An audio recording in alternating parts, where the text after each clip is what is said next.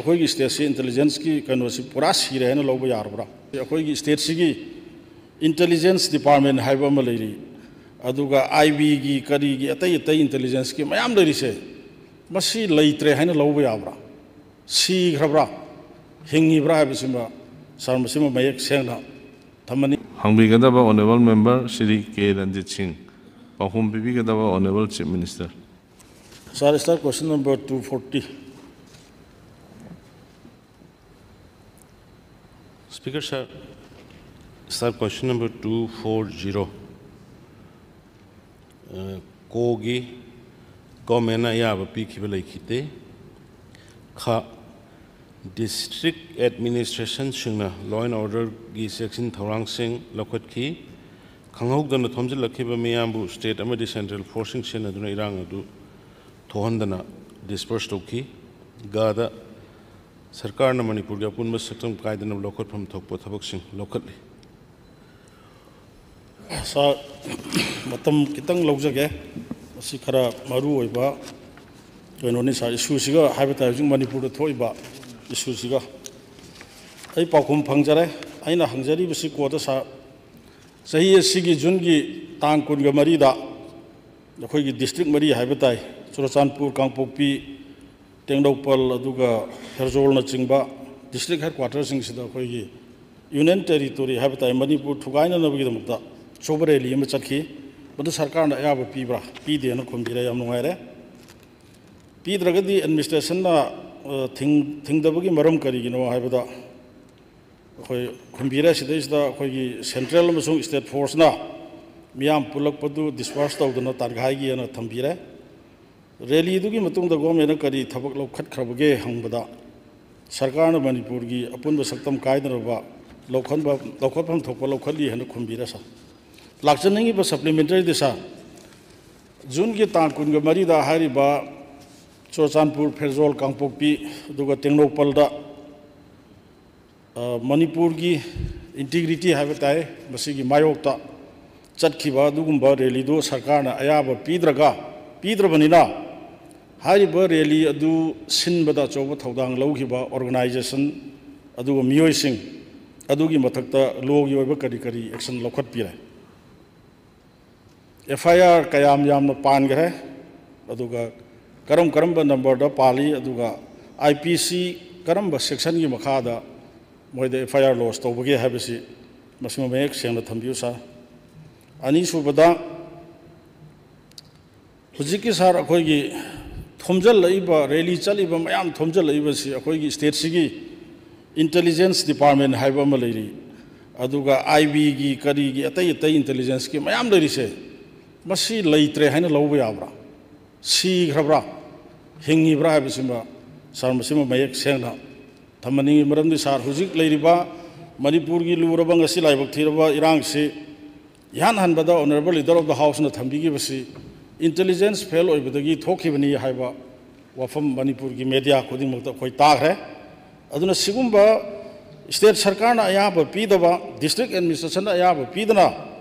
Rally चाउना district मरीद organise तौर चटप है खुद तब ओरमोय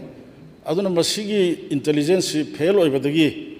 तौरिबसी अखोई स्टेट से इंटेलिजेंस की कनोसी पूरा सीरे है लोग यारबरा अरोइब क्वेश्चन सर मणिपुर लेंगांगना हुजिक मणिपुर से कायदनब लौखटफम थोप थौरांग लौखली हरिसे करम मखन की थौरांग मधु चप चाना थम्बियु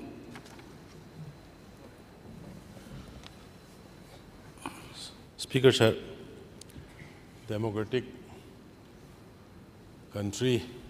magoiba freedom of speech, freedom of expression, freedom of gathering ma'am है लोन खाने मसेल गातनी याम का हेता फोर्स सिदरगा सोपन नंब तौबसु यादब मिसी मिना थोनदनबसु होनबा पब्लिक की मोगी हाइनिंग खोनिंगबदुसु यारिंगै एंटी नेशनल एंटी स्टेट पोट तौहनदनबसु होनबा अदुगी पोतुनी हिल हारिबा डिस्ट्रिक्ट अनी अहुम सिदा नते अदुम मणिपुर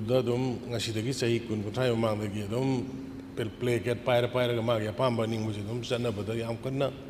उख्रुल खंगे सेनापति खंगे तमेंगलों खंगे चांदेल खंगे चुरचानपुर खंगे इम्फाल खंगे तौबाल खंगे का हेनसु अखोइना हेक्ता कापना खोतना तौरुबसु यादबा अदुगुम्बगी पोटने अदुना इंटेलिजेंसिंग पाउ लेरगसु हुजिकी पोतु सडनली अदुमाइना मोइदी अहानबदा मोइना हाइदि मी खरा खतनी सुमना तौगदबनी हाइरंगनी अदगी सडनली मी थोमजलक नाकन नाकनदगी लंबी लंबी नाकनदगी थोलगा तौबुगुम अदुगुमसु थोक्तब नते अदुना अदुगुम्बा सिंगदुदगी सडनली ओइगिबदुदा थोकपनी अदु थोकपदु इखोइ पाउ खंबदगी सिक्योरिटी करी खर तौरकान मोइदा याम का हेम थबक दबगन बतौरगा कोइ डिस्पर्स फजना तौखिबनी मदैदा अकाय अतोय थोइदोगा मिसी मिना थुगाइ लोकाइबा किदोबो यावदबनिना कोइ थोइदोना मदुगी एफआईआर पान खोटपा किदोबदी तौखिदे अदुबो हुजिके हाइरिबा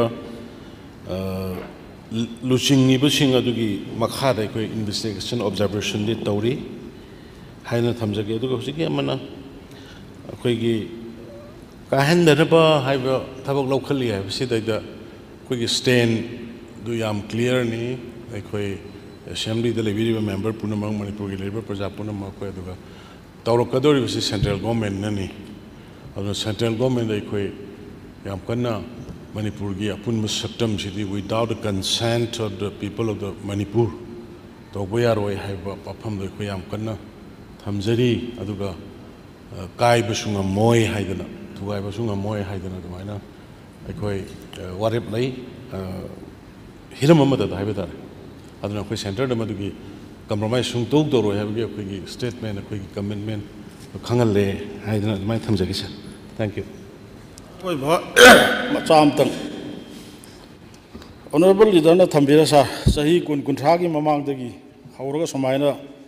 मफम खुदिंगमक्ता तोंगा तोंगा डिस्ट्रिक्ट तौरगा लाएना हाउस थम्बिरे सर चुराचानपुर 2023 की मे की तांग अहुमदा सरकार सिना अयाब पीरगा चखिबा अदुगुंबा सोलिडरिटी रैली दगी नि सारंगसि इरांग हौरक्सिब्स अदुना सुम हानगी दसो अदुम चलमी तौरमी हाइदना सुम मोइना तौरिखै यादना सुम लेरगदि सा याम तौखरे अखोइ मिटना खोंना लोइना उनरबा हुजदि सोशल मीडिया की मतमनि अखोइ पाउगी वाना तबदा डायरेक्ट उनरबा गाक्तनि अदुना दि सा सुम दैरिबा फियम सिदा सुम हाना तौरमबनी मसिदि अदुनि अदानेना लेरगदि मणिपुर सिदा लो एंड ऑर्डर लेत्रे हाइना लौबा याब्रा दुगा यादबरा अदुम तंग कुंबिरगा याजरे Honorable Speaker, sir, hang taurami tahun jahab na tida. Democracy ni na freedom of expression, freedom of gathering, freedom of kanogi koigi expression gi madugi dusu honor talk do ya da government mo ina. Adugum ba poto de da ko yam hardly hekta dil to bodu nungai ta ba ya da ba leibagi tawbuni adu situation na yar ta pham de ko edum phari puli phuri adu mayam na dum ubirong gani jaga jaga khudimakta aduga हेंजलपदी यारोय normally खरा तौजबदो खुजी प्रजा मसेने यंगनबो यानी हेंजलपदी यारोय ना सिमदा थमजगे